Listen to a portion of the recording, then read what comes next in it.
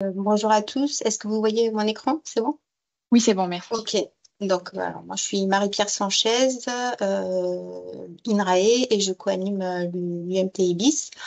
Donc, pour finir, après tout ce qui vous a été présenté, bah, je vais décrire quelques travaux qui sont en cours, hein, et qui vont faire un peu le lien avec les applications possibles, donc des premiers résultats qu'on a obtenus et des outils qui ont été développés.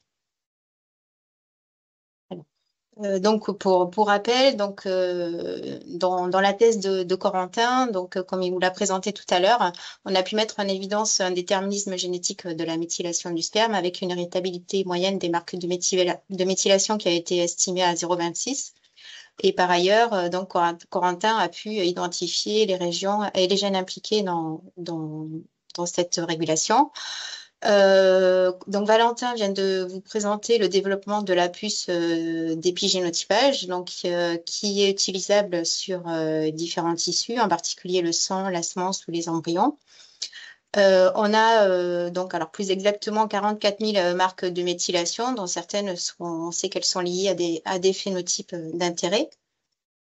Et dans le projet Rumigène dont on vous a parlé précédemment, donc il y a d'autres volets qui consiste à voir si on peut utiliser ces marques de méthylation pour prédire les performances.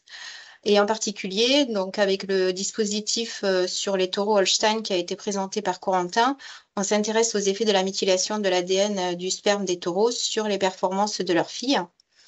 Ensuite, sur les 5000 vaches qui ont été épigénotypées, là, on va s'intéresser à l'effet de la méthylation de l'ADN de leur sang sur leur propre performance. Et dans les deux cas, donc je vais revenir un peu sur les dispositifs, et dans les deux cas, on utilise une approche similaire qui consiste à comparer un modèle génétique classique qu'on utilise pour avoir des index génomiques à un modèle qui contient en plus un effet épigénétique. Et cet effet épigénétique, il est estimé à partir d'une matrice de similarité qui est construite à partir des données de méthylation. Alors, dans le premier dispositif dont vous a parlé Corentin tout à l'heure, on a 405 taureaux Holstein qui ont chacun un ou plusieurs éjaculats. Et en fait, il est possible de tracer les naissances de chaque éjaculat. Donc, on sait quelles vaches sont issues de quel éjaculat. Et on peut voir ensuite s'il y a un lien entre la méthylation de ces éjaculats et les performances de ces filles. Donc, ça, ce sont des travaux qui sont encore en cours. Donc, on regarde au niveau des performances, donc la production laitière, la santé de la mamelle, la fertilité et la morphologie. Donc, c'est Florian Bénard, plus précisément, qui conduit ces travaux. Alors, aujourd'hui, je ne vais pas pouvoir vous donner des résultats définitifs parce qu'on teste encore différents modèles et différentes approches, mais pour le moment, les effets que l'on observe semblent très limités sur les caractères qu'on a pu étudier. Dans le deuxième dispositif, donc c'est un peu différent parce que là, on a les vaches qui sont épigénotypées et on va regarder l'effet sur leur propre performance et non plus le lien entre le sperme des pères et les descendances des filles. Et donc, on s'est intéressé aux mêmes caractères et là, les travaux aussi sont en cours et on est encore en phase de test de différents modèles, différentes approches. Mais pour l'instant, on a des premiers résultats qui semblent montrer que les effets sont non négligeables, au moins pour certains caractères. Et donc, la méthylation arrive à expliquer un pourcentage de la variabilité qui n'est pas négligeable.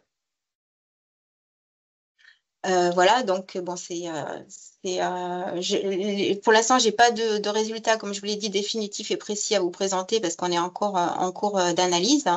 Mais on a des premiers résultats qui sont encourageants. On a encore d'autres questions à explorer dans Rumigène notamment, justement pour tester ces différents modèles et ces différentes approches pour voir lesquelles permettent d'obtenir les prédictions les plus précises. On a des questions aussi sur la matrice de similarité, parce qu'en fait, pour construire cette matrice de similarité qui nous permet justement de voir quelle est l'association entre la méthylation et les performances, il y a on peut sélectionner les marques de différentes façons et ça peut avoir un incidence sur les résultats. On peut aussi standardiser cette matrice de différentes façons et là encore, on a vu que ça avait des résultats.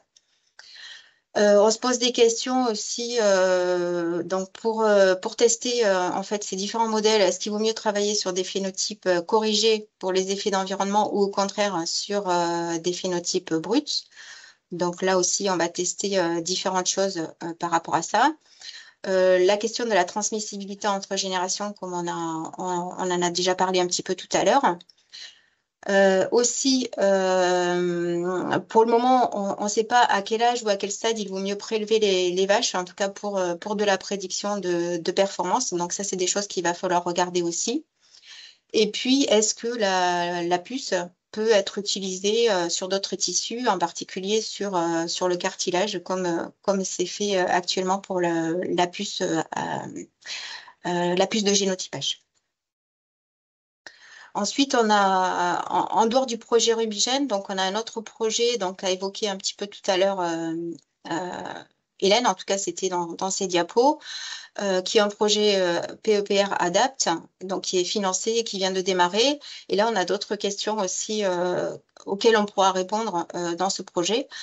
Donc, est-ce que des approches différentes, donc type deep learning, permettent d'obtenir des prédictions plus précises? Donc, ça, c'est la thèse d'Alexandre Assett qui a démarré il y a quelques mois.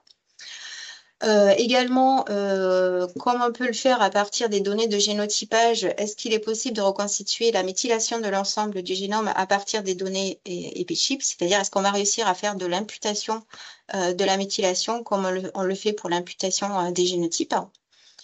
Dans le projet ADAPT aussi, on va regarder le lien entre la méthylation et la composition des microbiotes. Et également, on va avoir des données supplémentaires qui vont nous permettre de regarder si les données donc de l'EpiChip nous permettent de mieux caractériser le milieu et en particulier et du coup les interactions génotype-milieu. Alors, pour conclure sur ces résultats préliminaires, donc comme je vous l'ai dit, on a des premiers résultats qui sont encourageants.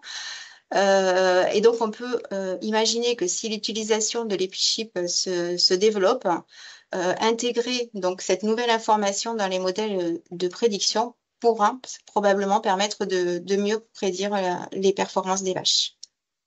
Mais normalement, on devrait avoir plus de résultats dans les mois qui viennent. Et donc, voilà, donc merci à tous les contributeurs de ce webinaire, donc à la fois pour l'UMT IBIS et le LPA Epsilon, et à l'ensemble des financeurs des différents projets donc, qui ont été évoqués, donc Polyfem, Rumigène et Adapt. Et voilà, là, c'est l'ensemble des contributeurs du projet Rumigène. Et merci pour votre attention.